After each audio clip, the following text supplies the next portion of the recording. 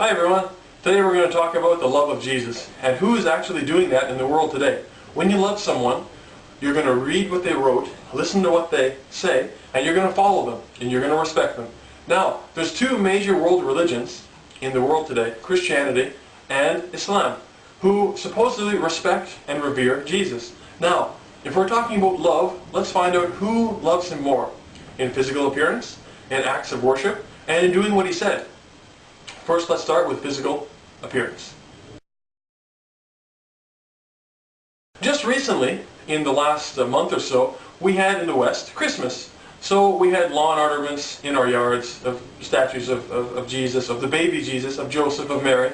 And when we went to church, we saw on the walls, plastered around, pictures of Jesus, Mary, other prophets, and also statues. And that some people would carry big statues of Jesus and put them in places in different churches. Some of them do, some of them don't. Now, if we look at the characteristics, the way he looks like in these settings, he usually has a beard, not the baby Jesus, but when you actually see Jesus as a big Jesus, he has a beard. And so, Jesus has a big beard, he has a flowing robe, simple robe, and this is the same as when you look at Joseph, his supposed father in Christianity, and Mary. She's wearing, covering clothes that cover her body, simple clothes. She's covering her hair, her face. She's modestly dressed, a respected woman. Now, if we compare that and we look around the world today and see who in general is following that more, whether it's the Christians or the Muslims, we can see that it's the Muslims who are doing that.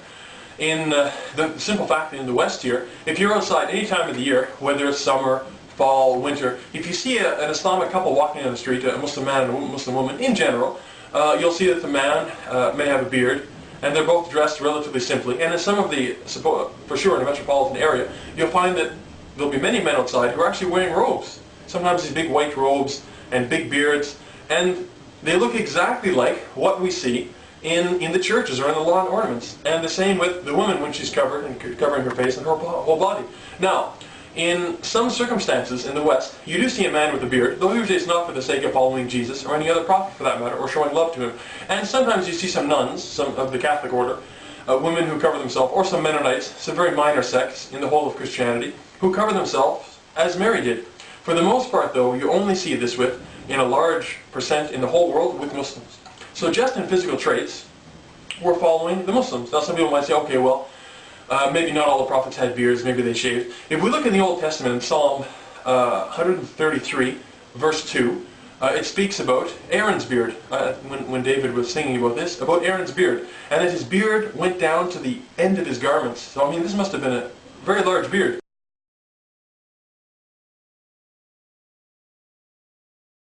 Now we're going to go on and talk about worship. If you love someone, you can dress like them if you want. It's not a major thing, but in worship, if you worship like someone or you follow what they're saying or they're doing, this is something more so than even looking like them, because you're doing what they did.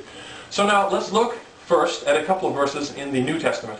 In Matthew chapter 5, verse 17, it says that Jesus said, "I come not to destroy the law or the prophets, but to fulfill.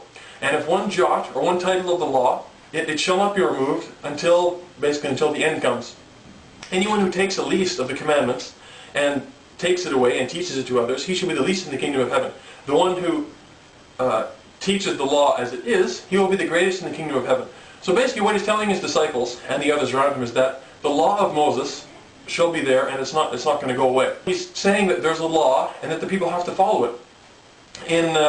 Some people say that, okay, well, we have a law, but because, as Paul said, because of the law, I sin. Because of sin, I have to pay the price of death or going to the hellfire. So, the law is dead to me. He's going to say, okay, well, Jesus forgave my sin. That's the end of it. James, another disciple of Jesus, I think he was on the right path, he said that in chapter 2 of his letter, verse 17, faith without works is useless, is empty. Because anyone can say, oh yeah, I believe, man, I believe. It's in my heart. I don't have to do anything because I know I believe.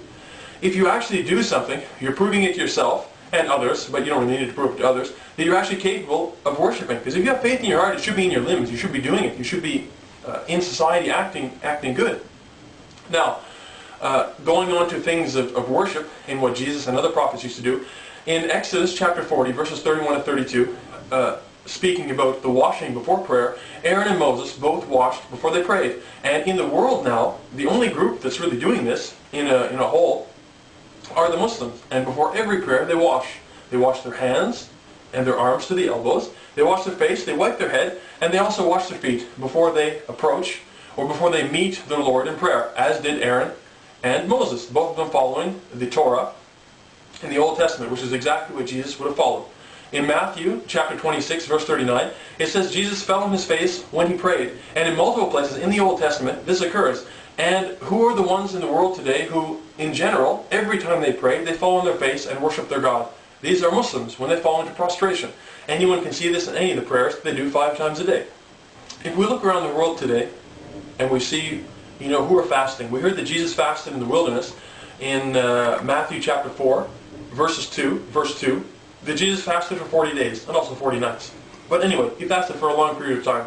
Now, Muslims fast for 1 entire month of a lunar year, and that's in the holy month of Ramadan, from the morning until the night when they break their fast.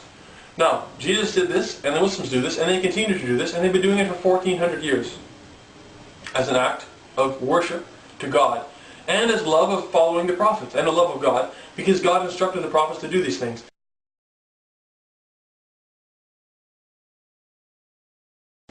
In the Bible, in Psalm 84, it interestingly speaks about the valley of Becca.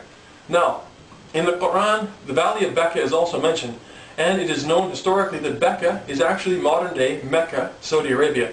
Now, it says at the end of that psalm that the valley of Becca, or those who go to the valley of Becca, are blessed. So, God is actually blessing the people who go there. Now, historically, as far as I can remember, the Christians and even the Jews used to go to that place. And nowadays, it's almost exclusively only Muslims who go there. So, the ones who are receiving the blessing from the Lord, as spoken about in Psalm 84, are actually the Muslims. So we're doing what the prophets used to do, and we're still doing it today. These are some ways which we show love of Jesus and what he taught and what he preached.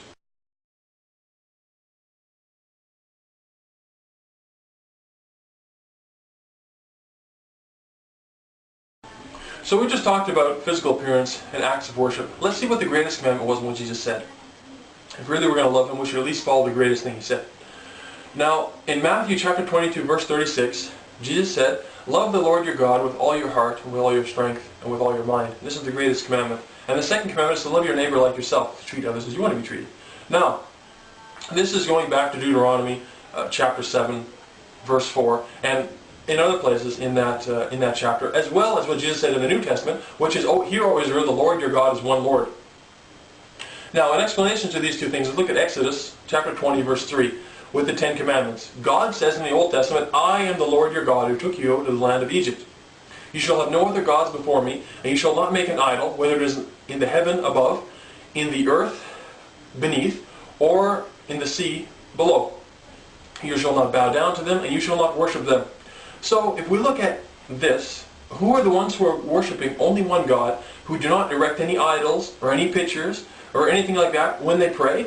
These are the Muslims. If you go to any mosque and look around what's inside the mosque, it'll just be a simple room where people stand up and they pray. There's nothing in the front as an idol. There's no pictures on the walls of other prophets that we supposedly worship, because we love what the prophets came with. We love God, and we love what God gave to the prophets, in that we know that there's only one God worthy of worship, and that's God in heaven, as was commanded by all the prophets, and as was said by Jesus, being the main commandment. Jesus never said anywhere in the Bible, anywhere, unambiguously, that he is God, or that people should worship him. But always, he prayed to God, and he worshipped God. He fasted for God's sake. He didn't fast for his own sake. He didn't pray for his own sake. He did these acts in veneration and worship of God who's in heaven. So, we need to try and do that in our lives every single day. And for the most part, this is what Muslims do. And we do not worship someone like Jesus, because he didn't tell us to worship him. He told us to worship God.